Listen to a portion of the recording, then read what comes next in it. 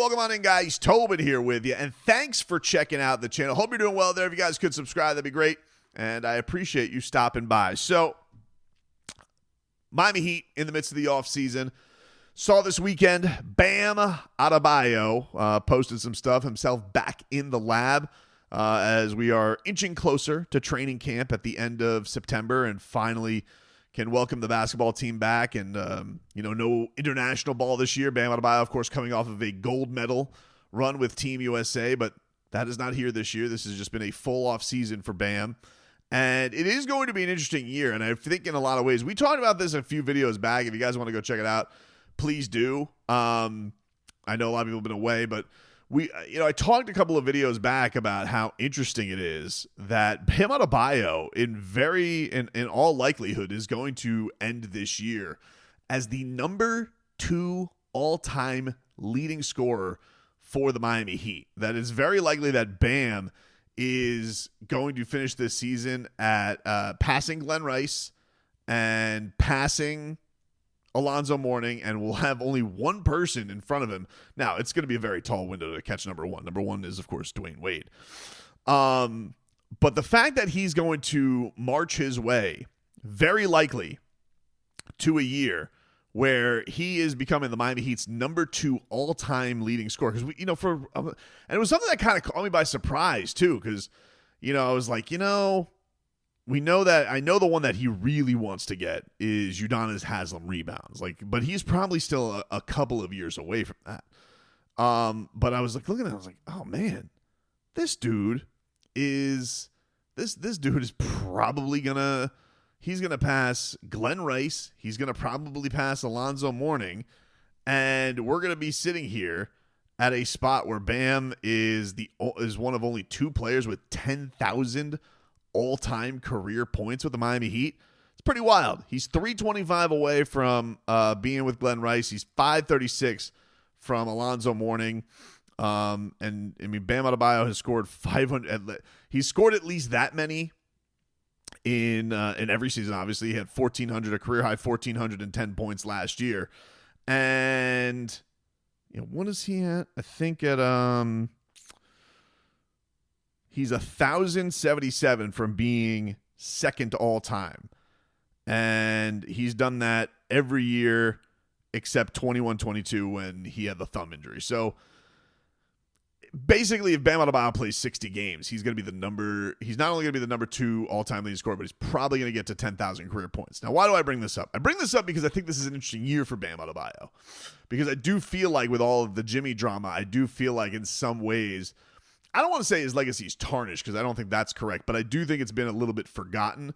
And I do think that in some ways this is a legacy season for Bam Adebayo because he is currently the max player on this team, which means that the Miami Heat have invested everything they got into him. Still one of the best defenders on the planet, one of the best two-way centers on the planet, but has wanted to move away from that, and he's wanted to become more of a 4. He's as he said, been begging Eric Spoelstra to play another center to him, a true center that can get him out on the wing and could probably make him more of a vicious, piranha defender and maybe take a little bit of strain off him with banging with the bigs all the time. I don't know if it's a torch that's completely passed because obviously Kel'el Ware still has some work to do, and that's going to be on some of Bam's leadership too. And I think some of the things that also bear with his responsibility is like, nah, dude, not only are you the max player, not only to defend the best player, teach these young guys to do what you do. And also give us at least 20 points or you're a bum. That's how everyone's going to treat you. So I'm interested in this year because I thought last year was a pretty fascinating year for Bam. And I think in a lot of ways a frustrating year because, he averaged the fewest points that he had since 2021 and really had a rotten start to the season offensively. Had no touch, couldn't get any of these chippies and bunnies to go, and it did feel like at some point it was mentally wearing on him. Now, to his credit, it did feel like he pushed through, and then in the midst of it did something that fans always wanted from him, which was, hey, go hit threes. Everybody hits threes these days. You hit threes. You go hit some threes. You become one of these guys that we can really trust out there. And he's really, really worked on it. I mean, really, really, like you can see even in just the windows you get before these games where he's gone from taking token shots to it being part of his warm-up repertoire. This has definitely become something where, you know, you're talking about a guy who, like, it wasn't even something that's on the scouting report to, hey, he's going to take 3 of these a game. He's probably going to make at least one of them and maybe better on some nights. So you better respect it. And it's going to be interesting to see where he goes from there. Now, I think the thing that we did notice and that took a dip last year is as the threes went up, the free throws went down. And I do think that there does have to be, this is going to be the interesting year for Bam to marry those two together. Like, how do you have the long-range bomb to still have your physicality and be somebody? Because it is one of those things the Heat was sorely mistaken with Jimmy Butler. And though Tyler Hero has made strides in it, he is not, like, still this ferocious guy at getting to the free throw line. And I do think that, you know, that the Heat are going to need Bam to give them something from there. So I say this is a legacy season because I do think that a lot of the great moments and the importance that he had with Jimmy just leaving and Jimmy saying, you know, basically being, you guys can't do this without me. And then he and Tyler basically going out and not really proving anything against that. They got waxed in the first round against the Celtics when Jimmy got hurt. The Celtics were a historically great offensive team, and they got waxed by a Cleveland Cavaliers team that, was positioned in a place. Now, they fought through the play-in, and they've maybe, you know, have a better regular season. We're not fighting through the play-in at all times.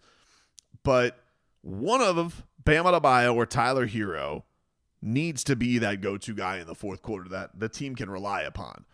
And, you know, if you look at some of the clutch numbers, Bam has been a more efficient player in those periods than Tyler has. But obviously, you know, big to guard. Guard's going to have the ball in his hands in those moments. And so I don't know if we're going to go to a place where Bam is getting it at the end of the shot clock. But it has been fascinating hearing some of the peers talk about this around the league. Like Jeff Teague recently had some things on his podcast. And I like Jeff Teague's podcast. Sometimes he says wacky things like thinking that James Harden's better than Dwayne Wade. But all in all, very entertaining podcast. Probably one of my favorite player podcast that's out there, because while he will say ridiculous things, he'll also say some things that will leave you to think a little bit. And I think this is interesting because I do feel like Bam, I've heard this from a couple of players about him, and it always kind of makes you wonder about what things are like in the Heat hub, because I always wonder when you're drafted by the Miami Heat and you're the culture guy and you're the flag bearer of the culture, and you're the captain. When you're in culture, are you allowed to have your artistic wings spread as much as they should as a basketball player? It's not that there's not good things with Heat culture. There is. We all love it. We love the shirts, love the mantra, love Pat Riley. But I do wonder from time to time, and this happens with some of the other guys because you have a guy who follows the example and has been doing it since he was a teenager so well that you wonder, like, hey, if I ever want to branch out, am I going against the family here? And I wonder sometimes with Eric Spoelstra having Bam, like, he thinks to himself, like, if there's a problem, Bam can just fix it. Bam he'll be my guy. And then look, in a lot of ways, because Spo's kind of cut from that same cloth. It's like, if we have a roster deficiency, Spo will figure it out. You know, the front office makes a oopsie daisy. They'll be like, Spo will figure it out. So I think in a lot of ways, you know, I know why there's been some butting of heads in the past of like how I'm used, I didn't play enough, all this type of stuff. I do think there's a lot of philosophical similarities in the way those guys are built to and where they come from and what they've turned themselves into.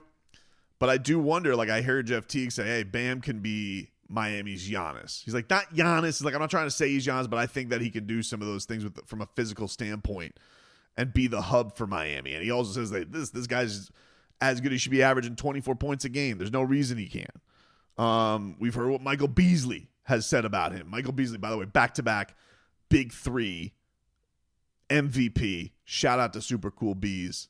You want to talk about a basketball artiste. That's Michael Beasley. Michael Beasley has said, like, this guy is a point guard in a center's body. Like, what are we doing? He needs to be, he needs the ball in his hands more to create. And we've all seen these flashes from him, right? We've seen the game winners from Bam. We've seen the transition buckets. And I think everybody's like knocking on it. We all know that the talent from this guy is immense, but is the mentality in him being no, you, I'm the guy, I'm the star of this team, or is it I'm always going to do the right thing for the team? And is there a hard marriage with that? Because you've always been like, I'm going to do what my coach wants me to do, but also, I have these aspirations because all of my peers get the chance. Tatum gets to be a 1. Donovan Mitchell gets to be a 1. I've, had Jimmy here my prime of my career. This is kind of my first chance. And now Tyler gets the torch. Like, that's where we're going to go. And look, maybe Bam Adebayo is never going to be a 20. There's plenty of people who have the skepticism where, like, he's a finished product. He is what he is. Stop trying to think that there's this other layer to him. Move your projections out to Nikola Jovic and hope that he's going to become baby Joker. Like, that's where Tobin, you should just be thinking about that. But I don't know, because I just hear from too many people who respect this guy as a basketball player, and I wonder, in this season where he's going to become the number 2 all-time scorer for the Miami Heat, he likely will hit 10,000 points, which has only been done on this organization by one other person who just got a statue outside of the building. Can this be the season where Bam Adebayo's Heat legacy goes to a different place? Because I do think right now it's not tarnished, but I think it's forgotten. And I think that it would be nice to give people a little bit of a reminder, because the Heat had such a up year last year where, it all just kind of got sent to hell, and that's fine. I understand all that, but nobody wants to hear that anymore either. So we're gonna give everybody, okay, we'll let you do that, but we don't really want to hear about the big bad Jimmy Butler made a stink year anymore. And so now that that's all behind everybody, now that you have this clean slate, what are you going to be? Because you can look at a Bam Adebayo, and I think you could look at somebody who's even on this roster right now, and you could wonder, like, all right, is there going to be something that is like going to be like, hey, this is the my team moment? Or is he going to be the center version of Andrew Wiggins, which is everybody watches Andrew Wiggins sometimes and you're like, this is the greatest basketball player I've ever seen on the planet. He's a piranha 2 ways. He helped a team win a championship. He's a winning player. Nobody doesn't like having that guy on the team. Everybody respects him. He is, by all accounts, an A-plus dude who also happens to be a physical freak. But nobody would ever say, I'm building my franchise around that guy. Nobody's going to say he's my 1. He might be my 3-4. And I think this is the year where we know Bam has been the 2. And there's always been a time where, like, people say, hey, if Bam takes the leap and he's the 1, and you have Jimmy riding coattails, then maybe you have something. And it just never really blended the right way. I am fascinated to see this year from him, because I feel like it's kind of gone unspoken, because everybody, I think, has almost resigned themselves to the fact of, hey, he's going to at least give you 18 and 9-10.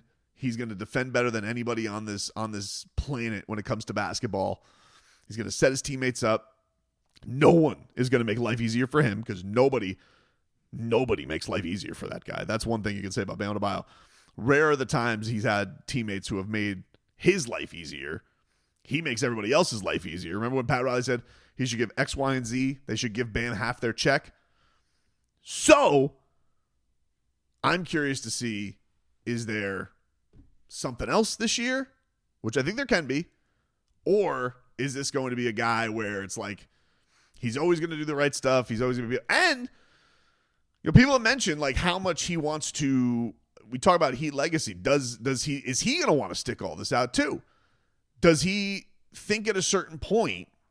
You saw that Luka flirtation, which in hindsight now I do not like, because Luka has now signed his extension with the Lakers, and I don't like that his adorable Slovenian ass was out here flirting with Bam all over the place, being like, hey, Barate, come to LA. Because we know that Luka's been chirping all about being a recruit, and Bam's sitting here being like, I recruited Dame, and I recruited Spida, and I recruited XYZ, and you guys got none of them. You did, all my work went to waste. So is there also, on the flip side of it, does Bam ever get to the point where he's like, I think I've grown as much as I can grow in Miami, and I'd like to have the chance to do it somewhere else? So I think that is really one of the fascinating things about this season. It is really, to me, a true legacy season for Bam Adebayo's Miami Heat career. In a fork in the road, where are we going to go with this? You know, that is, and I'm excited for it because I do think it's been a little bit